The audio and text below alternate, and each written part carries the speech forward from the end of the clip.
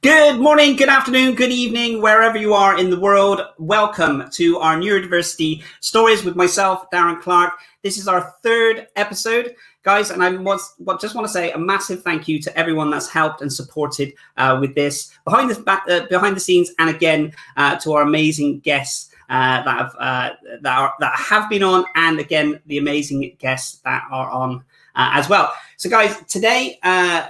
It wouldn't be a story without bringing one of our guests. So we have Suzy Taylor. Now, Suzy Taylor will be sharing her story and all around kind of dyslexia and dyspraxia.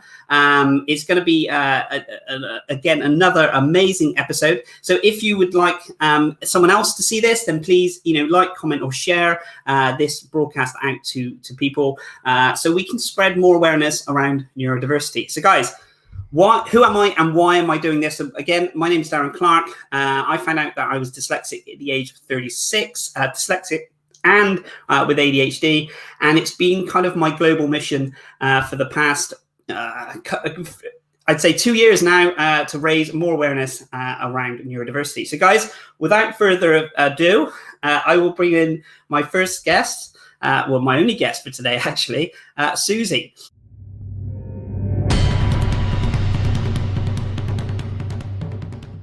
Thank you so much again for agreeing to be on our Neurodiversity's Live. So how's your morning been? Let's start with this. How's your morning been? It's been the usual typical Dree Scottish morning, flaming, just getting the housework and everything done. So I've got to ask, is it raining up in Scotland? It's actually torrential rain down in here. It's not too bad. It's just coming down slightly to the side. It's nothing really. Just slightly down to the side. Yeah, I know. It's just a wee passing shower. I mean, it's nothing truly dramatic yet. It's very British for us, I guess, to always talk about the weather. But anyway, Suzy, I didn't just bring you on here just to talk about the weather. I brought you in to have a conversation about dyslexia and dyspraxia. So, Suzy, if you wouldn't mind just introducing yourself and just telling us a little bit about who you are and what you do. Well, I'm Suzy. I'm also a national volunteer with Dyslexia Scotland. Not that we can do many events at the moment, but hey, and I'm also a helpline advisor with Dyslexia Scotland as well. So I help them with that. Yeah. All in a volunteer duty. I was one of these weird people that I wasn't actually born dyslexic and dyspraxic. I acquired it. I had something called meningoccal meningitis as a child. Okay. Which was a really serious bacterial infection that affects the membrane of your brain. It makes it all swell up, and it also affects your spinal fluids. And you've got to go for something called a lumbar puncture for this. So they put you in a fetal position and put a nice big needle in your back. Oh my goodness, really? Yeah, to see how. My mother tells me the first time they did it to me, my infection was so bad that my spinal fluid hit the wall when they put the. Wow. So yeah, I've acquired a brain injury, which has left one of the many things, apart from doing nerve damage to my ear and a few other things, is it has left me with dyslexia and dyspraxia. Okay. Which makes my life quite fun. I was told I was one of these weird people that even in the early 80s, I was told I was dyslexic, but nobody had really explained or given me any information on what dyslexia was. So I just went through life as usual, trying to just muddle on through. I eventually got some grades at school. I managed to get some O grades and higher. And I left school for a wee while, and then I went into nursing college. I wanted to go into mental health nursing and made the dramatic flop in that. Okay. And it's only since joining Dyslexia Scotland, because I've got a huge library on everything on dyslexia, dyspraxia, that I've been exploring this, and with having one of the books I was reading by Dr. Sylvia Moody was saying about going to see a neurologist about dyspraxia because it makes my life very interesting. Yes. My partner kept telling me he was going to put stabilizers on my bike because every time I stopped it, I'd like to just fall off it. Oh, bless you. So other things that happen is dishes do not have a chance in my house because they just jump out my hand and commit suicide all over my floor. Same with glasses. I've not been able to drive, so I've now had to learn that going for job interviews and everything, I have to be very organised to make sure that I've got the right bus, where my connections are. And that's part of the disorganised dyslexia as well, because they are so closely related that, dyspraxia is sort of the back burner. Right, okay. So, but that's all your coordination issues that you have, and the dyslexia is the word issues that you have. So it sounds like you've been on an incredible journey, Susie. Throughout this. So what if just to recap, what age was it that you had sadly that you had the accident? It was 2013 that I had a major accident. There was a wall being repaired outside my work, and they blocked off the path, and they had left their van half on, half off the path. Right. And I thought the road was safe, and I walked in front of a car and left my leg in bits, which is great fun as well. I mean, apart from having a bionic leg that doesn't work like Jamie Summers, I look like I've been let out for the day if I tried to run or something. Yeah. I also have a great problem going into high security area places now because I've got that much metal work in my leg that I keep setting off all the metal detectors. Bless you. And one of these days I'm going to be mistaken for a terrorist, and in my fear of having all these armed guards running towards me, I'm going to try and make a run for it, have an accident, and then be carted off to hospital looking like a kebab. So Susie, do you have how do you explain that then?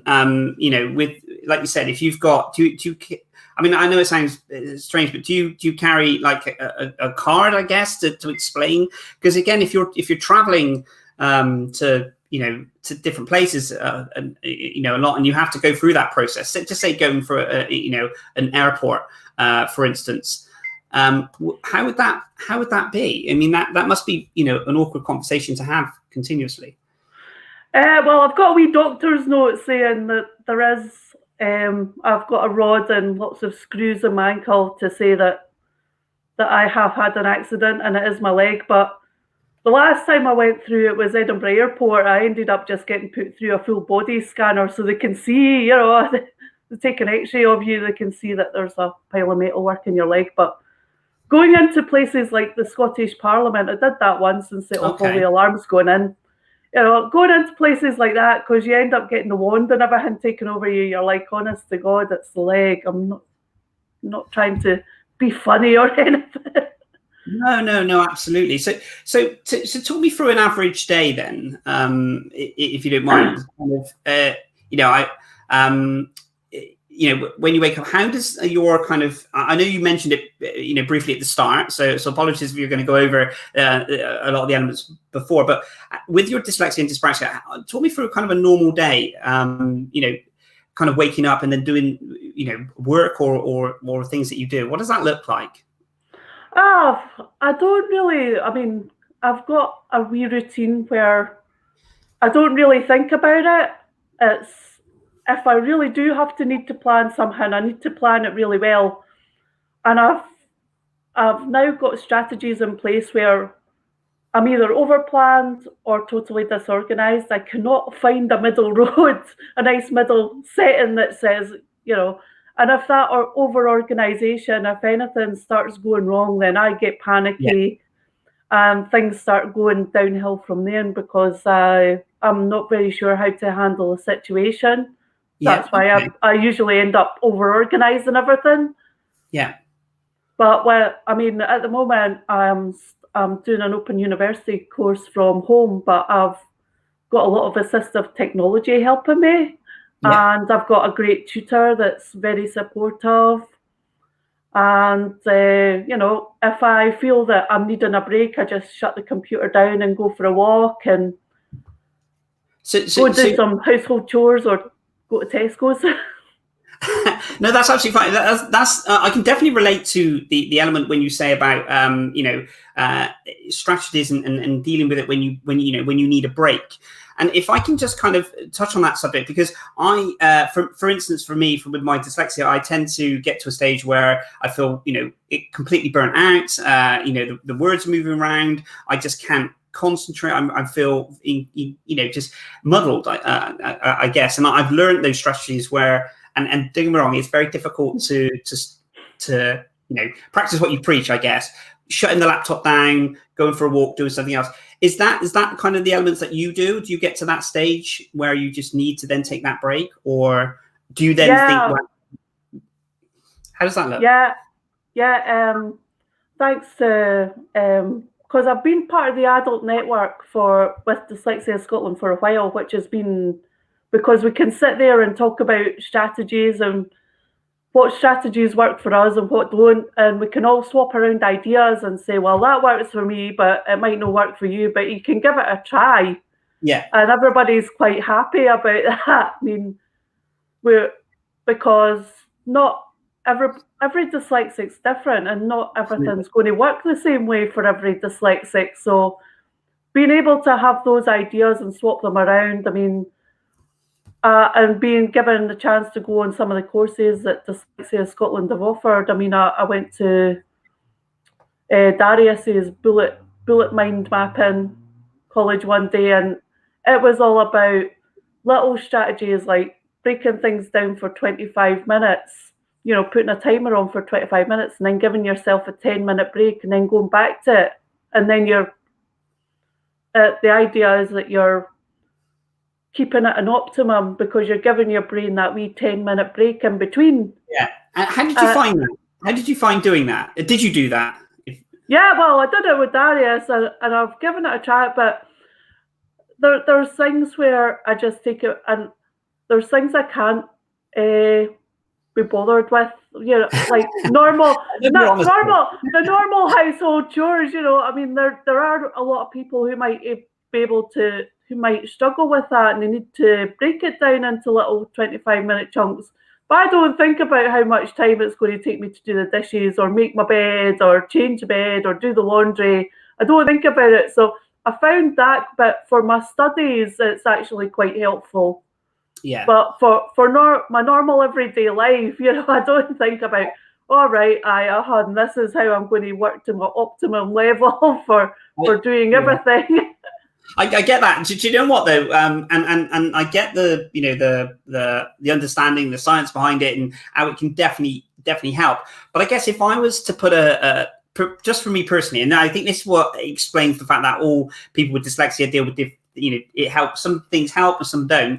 But if I was to put a timer next to me and know that I had to get a certain allotted work done or something else, I don't know. I think it would distract me or stress me out, because I'd probably be thinking, oh, I need to produce even more work before that goes. But I guess it's like you said, it helps. I can see why it's put in place, and I can see why it can help. There's obviously a ream of questions that pop up while we're talking, Susie. So what I'll do is I'll be able to kind of I'll pull some out and we'll speak about them. And I know I've got a heap of questions I'd love to ask as well. But one of the things that I guess really captured me in the sense of understanding your dyslexia and your dyspraxia, and I know a lot of people have mentioned how you say that you got it through an accident, and I know you've elaborated on this and mentioned this before, but could you just elaborate on that sense? Because it's when we talk about dyslexia, we say, we're born with it. And then we either find out early stages of childhood, and we get the diagnosis that we have dyslexia, and then we get in place. Myself, 36 years old, so quite a long, a very late diagnosis. But for yourself, can you remember the time, could you just explain the accident side of it again, and how much that would have changed for you, prior to that, to the accident? Yeah, well, prior to the accident, I had an amazing group of supportive people around me, and after the accident, those people sort of phased out of where I was working. And even they were getting frustrated because they were like, "Susan, why are you always in trouble?" And I was like, "I don't understand it myself." Because I hadn't really thought about. I'd been quite open about my brain injury through meningitis, but I hadn't really connected the dots of dyslexia and brain injury. And it wasn't really till I started looking it up and I was like, this sort of starts to make sense. And that's when I went and told my work, and hoping to get some support, but that never really came about.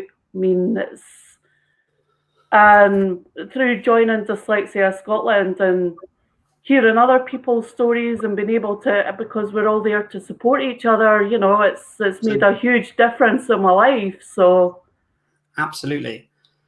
And how do you deal with the, like we mentioned that, the day-to-day side of it? Can you kind of not remember a time when it wasn't, you didn't remember it, but if you adjusted to it to a point now where you can kind of, you've got some support, you've got, the routines in place. Yeah. And it's, I'm not saying it's, because we always say, dyslexia is dyslexia. You don't, as far as I know, you don't grow out of it. You can learn to adapt in certain ways. But if you found that those routines really kind of, they really help with your day-to-day activities? I now do, because I left my work. I took a nervous breakdown because of the discrimination I was having at work. Okay. I tried doing it, but trying to engage a multi-million-pound company, and there's plenty of people around me that have been exactly the same. In fact, I was talking to a young student who was doing a master's a few years ago when he was part of the adult network. He's now studying for his PhD in HR, neurodiversity and work, and I think he was saying that something like there's so much he's managed to link discrimination with neurodiversity, and it's something like 1 in 10 are neurodiverse in work and only one person will get help. It's a horrible thing, and trying to change that is, you're really up against it, because they'll just tell you anything. I mean, one of the things that Access to Work asked me to get was a dictaphone so I could go around and talk to myself. And I kept nagging for this dictaphone. They were like, at first I was like, it's okay. They were like, you use your phone till we get the dictaphone. And I was like, fair enough. But the further time went on, it was like, no, you're not getting it. You don't need it. And I'm like, how do you know I don't need it if you're not going to give me it? Yeah. And even if I know the sort of people I was up against, because they had just turned around to me at some point and gone, well, we've given you it, but you never used it. So you're really up against it. I'm so sorry. Please continue. Yeah, I mean, we were on a Zoom meeting for the adult network the other night, and there was somebody saying that they had managed to take their company to a tribunal, and one of the reasonable adjustments was for yellow paper. I mean, how simple is that? But she could not get yellow paper. I think, when we and I think I mentioned this before, maybe on this on our lives, or maybe in a talk I did. when we think about someone that is looking to, take on a new recruit, we tend to just think that the only requirements that person needs are, the branded company wear, the laptop, the mobile phone, maybe an iPad or something else like this. And it's almost like I said, all the tools to do your job. And don't get me wrong, I know companies are incredible in that they have training plans and everything else in there, but it's that element where we tend to think, well, actually, there's much more for a neurodiverse, especially with this. We tend to think that we have to have some, a lot more tools to help and support some of the job. And like you said, a dictaphone or yellow paper. I mean, these are very simple things to put in place as an organization. Yeah, but if you're up against a manager that doesn't want to do that for you, you're really, I mean, they kept telling me to find a job elsewhere within my workplace, but they wouldn't, I ended up in a catch-22 where I was no good enough at what I was doing, but I was too good to be let out my department. So I was really shooting myself in the foot. And then, of course, because you're neurodiverse and you're coming up with all these different ideas, you're classed as airy-fairy, you don't know what you're talking about. In fact, they kept telling me off because I was missing thing. I was like, well, why don't you put a traffic light system into the system? And I got the normal answer, we can't do that because it'll cost the company £1 million. I was just waiting for the Dr. Evil pinky to go up like this. I was like, oh, for God's sake, it's... So what do you think we could do more? I mean, I don't mean to throw this such a broad question, but what do you think we could do more, to get, like I said, we work, with some incredible organizations that do have some fantastic systems in place. And I guess, what can we do more to help organizations support staff, better?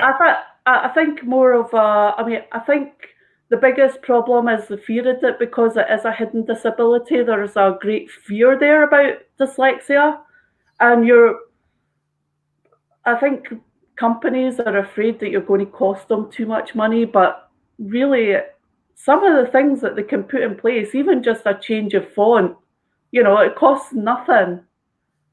And just to be accepting of that, and that you are a bit different, I think would make a huge difference. As I say, some of the things that they can put in place are really, really cheap. I mean, I know that I use a lot of assistive technology. Some of it's free, some of it's expensive. It just depends what you're looking for. Yeah.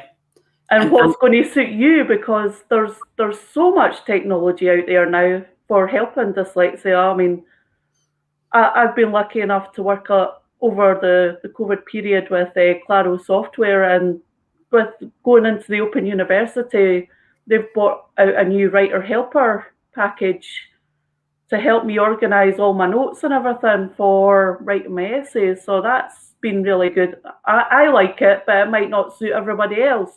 But I don't know if there's any more packages out there like it. But I tell people, because they go, well, what do you use? And I'm like, well, I use this. But and I guess that you're absolutely right. I mean, and I guess in the sense of dyslexia, not one single person's dyslexia is the same as the other one in that aspect, because, what works for one doesn't work for the other. And some people would be real tech savvy in the sense that they would think, well, actually, technology, I need these technology things to help and support. And others would think, well, actually, I'll just struggle by and through. But I guess, we work with a lot of tech companies, and I love the advancement of how things have moved forward, especially going to school in the 80s.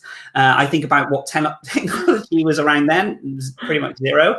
I think it was a BBC computer or something. I can't remember. It was a BBC computer.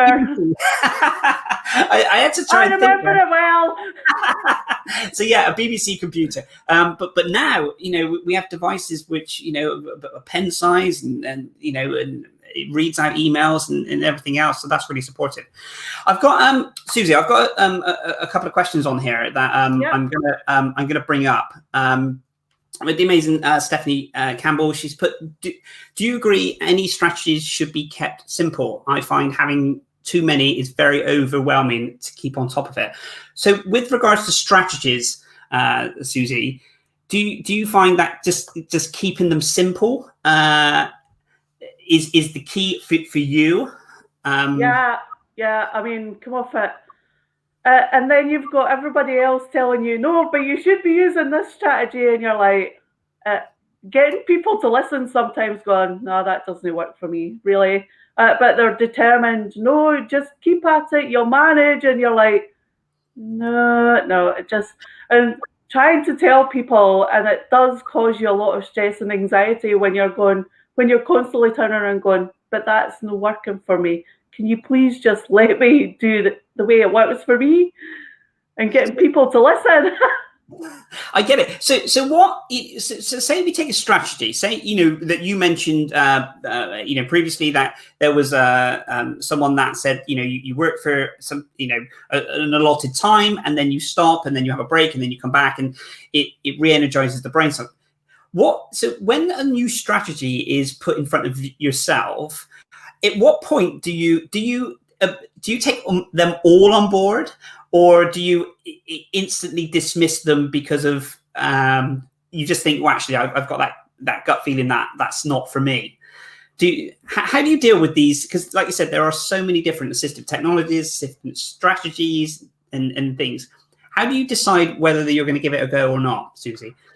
Well, one of the things that I learned, because I managed to get some neurodiverse training, was once I got the idea in my head, it was about practicing it and seeing if it worked for me. But between my neurodiverse training, I was given 2 weeks to get things into place, let it settle in, let me think about it. They only gave me like one thing at a time, so I could think about it. I could see how it worked. I could see if it was going to work for me. And just giving myself that time and space and being able to think about it and let it, because I have the working memory the size of a pea, getting there. Once I've got the information in there, it doesn't go away, but it's getting the information in there that's the problem. So you say about information. So because I was thinking about this, because I'm terrible at remembering people's names.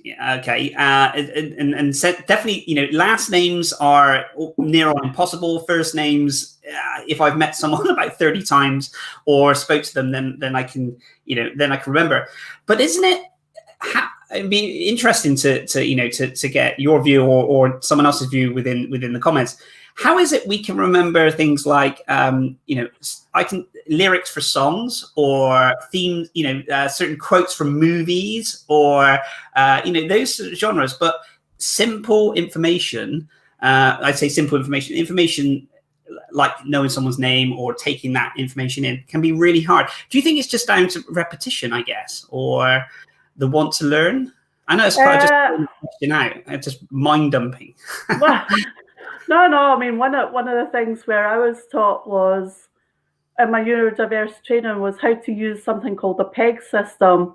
Okay. And it was about visualizing something to remember it. So maybe I went on a wee journey and they would write down 10 words. But I'd have this wee journey where I'd imagine a wooden spoon sticking out a roundabout. I could visualize it so I remembered the words. So, and he said to do the same about names. If you had somebody called John, imagine something like a urinal above their head, and think about it that way. So you could actually start. And he he had this amazing memory, and he used to annoy his wife quite a bit by remembering the shopping list before they even left the house, Really? And I was just like, yeah, but that's how he taught me. And he was like, you can start, and people go to you, they were like, you remembered all those words on that list because you've done this wee journey and you've You've stood and imagined where everything is, if there's a wooden spoon sticking out wellies or something and it's been written down, and you're taking that wee journey going, right, okay, the wooden spoon's sticking out the wellies at the chip shop, and and you do something really bizarre and everybody's like, how did you manage that? And you're like, I'm not letting away the secret. But I must do that subconsciously, I guess, because I tend to remember someone if they're, a certain tie, or the hair is a certain way, or, a certain outfit, or these kind of elements. I always remember that. They'll, when someone's explaining to me, they'll say, "Oh, can you remember that person?" And then I'll have to then relate that person to the scenario and the circumstances and these things as well. So yeah, maybe that's right. There's a couple of people that's commented on here. I'm going to bring this one up actually. It says I think memory is also down to how your brain processes and categorizes. You meet someone for the first time, you may never talk to them again, so your brain says their name is unimportant right now. After you keep meeting that person, the name grows in importance. Awesome. So there we go. So that's a really great take on it. And I love the scenario that you put as well, Susie, around the wooden spoon and those elements as well. Susie, I've got a couple of questions to ask as well, but I also I'm going to bring it up because I know in your previous interviews that you've done, people have talked about that you're a big sci-fi fan. Is that correct? Yeah. Babylon 5, Star Wars, Star Trek. I'm a nerd. I live with a computer geek, and there was a few years back he was looking for a new laptop, and I decided I wanted to help, and I knew he was really into the software and the hardware and the gaming laptops he preferred. So I was trying to get hints from him about this. And one of the things on the Big Bang Theory was Sheldon's laptop died. And of course, he gave Amy a big lecture for buying him a new laptop, and I was off the couch laughing because my partner's done the same, and all his friends have done the same to me as well. You can't buy the man a laptop, it's personal, he's got to research it for months. I'm like, all right, okay. So what we'll go back to the questions I got, but I just wanted to just bring that up because it's really interesting knowing the person behind the job, the business, the personalities as well, and the interests. So this is why it's so important. So have you always been into sci-fi, and what was it? Star Wars for me was my entry, I guess, into the kind of sci-fi world. What was it for you? Oh, come off that. I mean, it had to be Buck Rogers in the 25th century. I'm that old. Battlestar Galactica, Blake 7, that sort of thing got me into sci-fi. And I've never stopped since then. I expected us to be living in space in 1999. How disappointed was I? It's really interesting. If you watch things like Tomorrow's World and you look back, when they were first kind of put out and they say 2020, well, let's just say 2021, let's forget 2020. If you say like 2021, what was like, it's incredible. Some of it's true. Some of it we kind of adapted in that way. But yeah, I just wanted to put that out there and let everyone know about your my nerdiness. You're a big sci-fi fan. So you mentioned around technology, okay, and we said about assistive technology, and you mentioned you use things like Claro in that sense. So do you feel that you need to use assistive technology? You choose to use assistive technology on a daily basis. I mean, let's just say when you're writing your essays, do you get to a point where you use assistive technology for a bit and then you go kind of solo, or is it you've always got to have the assistive technology there to help? Well, I mean, with assistive technology, it's great because like calendar dates, if I've got any appointments or anything, I put it all on my phone. I tried using a diary for years and kept losing the diary, so I could never remember where I put or which handbag where it is. I've got my phone on me all the time, so using things like that. If I've got to remind myself of something, I'll try and take a message. I mean, I am the world's worst for writing out a shopping list, leaving it on the bunker and then going to the shop and then trying to remember what I wrote on the list. I'm like, oh, right, okay, fine. So assistive technology can be great for that because you're like, oh, yes, there's the list there. Susie, how do you shop and in a supermarket? Okay, I'll give you my scenario.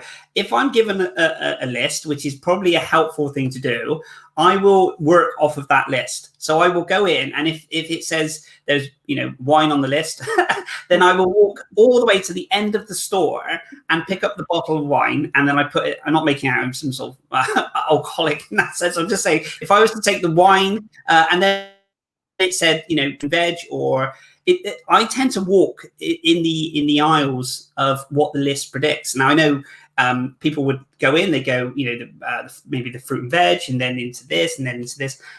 Do you shop in that way, or is that just my unusual shopping habits? I think COVID's also helped change my shopping habits because I used to be all over the place. But with this one-way system, and sort of trying to remember what's up each aisle, trying to visualize that and what's up each aisle, and then just try and go around the store that way. But okay.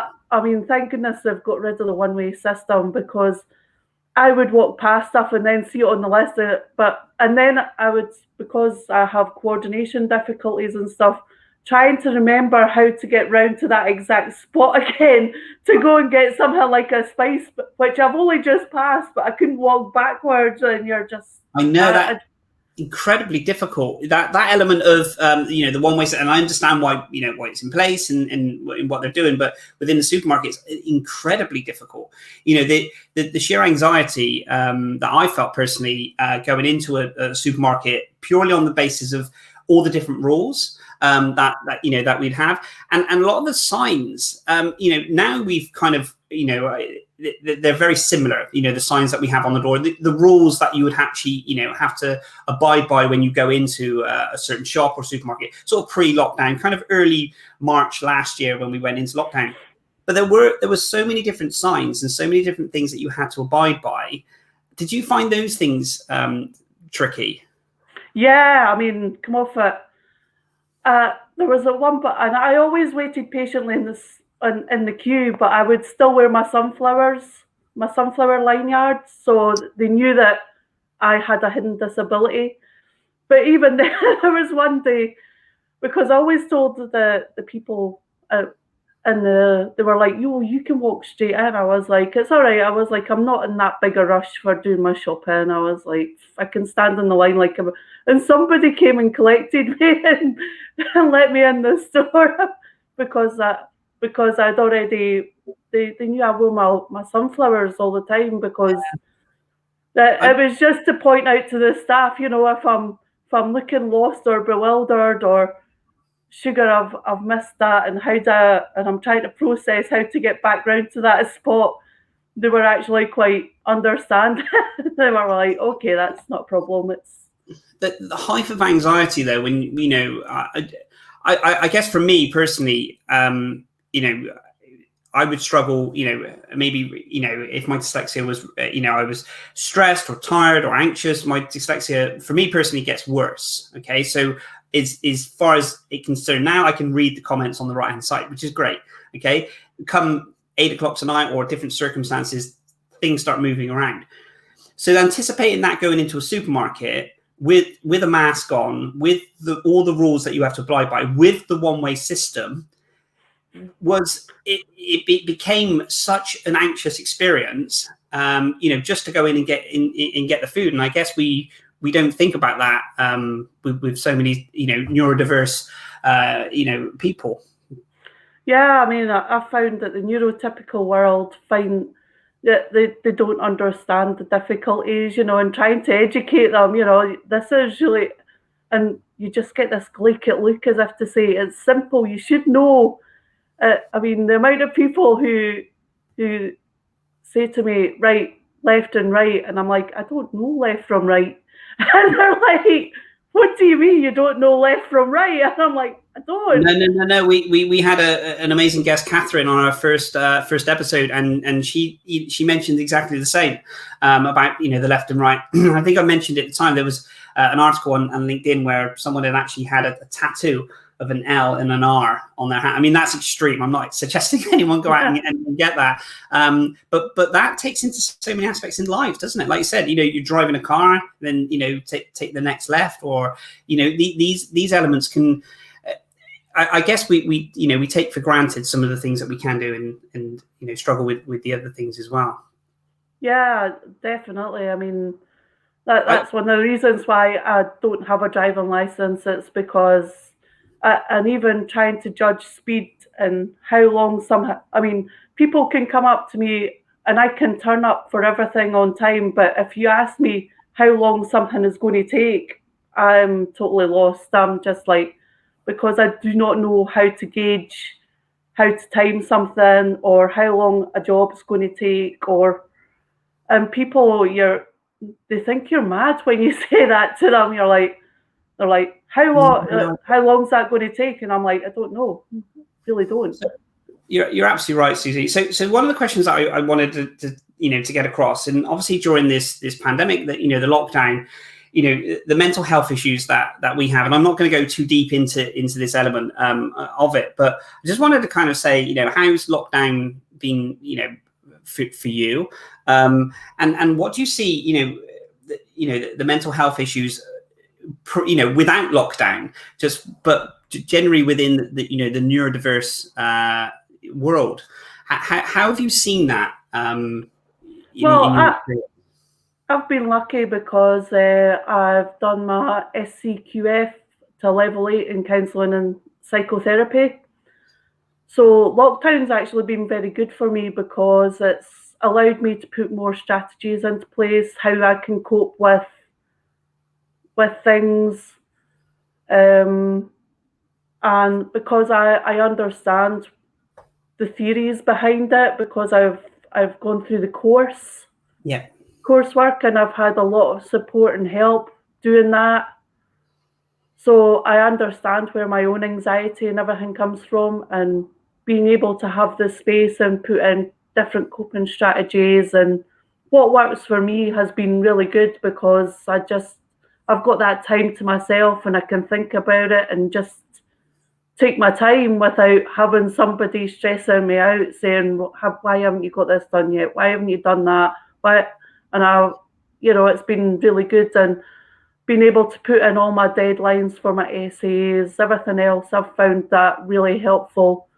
And also being able to put in boundaries. I mean, boundaries are so important to a dyslexic person, and just saying, these are my boundaries, without having somebody coming up and going like, no, you're talking rubbish, and being able to organise everything like that. So for me, it's been very good, but I know for other people, it has been extremely stressful and frustrating. But being creative, I mean, I get to study, I get to do my art, I get to just potter around, and my day just vanishes before I know it. It's like... Thank you so much for sharing, Susie. How do you feel that, once we actually start going back into, I don't want to use the terminology, the real world, because we're in the real world, but how do you feel from a neurodiverse perspective, how are we going to adapt to kind of the restrictions being lifted? Do you think that's going to be a little bit of a battle? Work-wise, that might be a bit of a battle for me. It'd be nice to actually be able to see. I mean, I miss doing events with Dyslexia Scotland. I miss being able to go into the office and help with admin duties. And I mean, I'm doing everything for Dyslexia Scotland from home. Yeah. And they're such a great group of people, and I do actually miss being able to do all that. But for job wise and stuff, I've got to take that in my stride and just go, well, let's see how things go, and hopefully have a more understanding company than the one I worked for. I get it. So, Susie, we're coming up to time, but I just want to say a massive thank you. It's been absolutely amazing having you on as a guest, and cannot thank you enough for for your time. Susie, if people want to get in contact with you, how do they do that? I've got my own blog, dyslexiatips.co.uk, and they can find me on there because I blog about being dyslexic and some of my weird spaghetti brain stories. They might not like it, but hey, that's how to get in touch with me. So, and I shall try and answer any. I'll try and answer any questions I can. I don't know everything.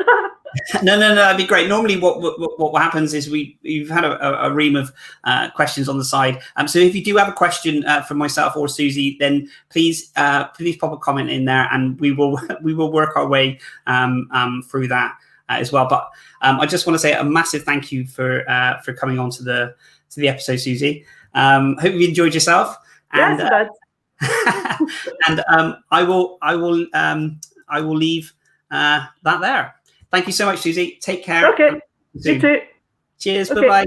Bye. So, guys, that was our episode 3. That was Suzy Taylor. A massive thank you so much for all your support and everyone watching these lives, and again watching the replays on there. We'll be back next Friday at the same time, 11 o'clock UK time. We have an amazing guest on there, and again, if you are looking to come on to our neurodiversity stories, then please let me know. Thank you so much indeed for your time, and I will see you next Friday. Take care, peeps. Cheers. Bye-bye.